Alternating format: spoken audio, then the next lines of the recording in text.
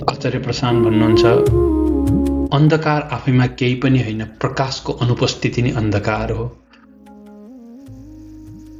आज गुरु पूर्णिमा, आदरणीय गुरुप्रति नमन, जसले सोच्ने दिशालाई बदल्दियो। आजभन्दा 5 वर्ष अगाडि म जसरी सोच्थेँ, सम्पूर्ण चीजहरू सोच्ने तरिकामा बदलाव आयो। आज भिन्न तरिकाले सोच्ने एउटा आधार निर्माण भएको छ।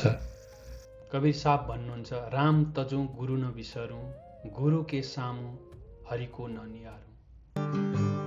गुरु गोविंद दो खड़े, काको लागो पाए। गुरु गोविंद दो खड़े, काको लागो पाए। बलिहारी गुरु आपने दियो, गोविंद बचाए रे साधु, दियो गोविंद बचाए। गुरु कुमार शिष्य कुंभ है, घड़ी घड़ी काटे खोट,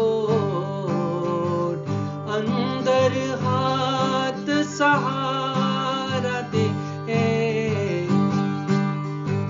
बाहर मारे चोट रे साधु, बाहर मारे चोट।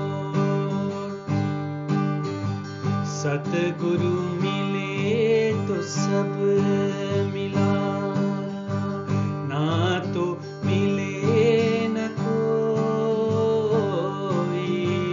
सतगुरु मिले तो सब मिला, ना तो मिले न कोई। मात पिता सुत बंधुआ, ये तो घर घर होए रे साधु,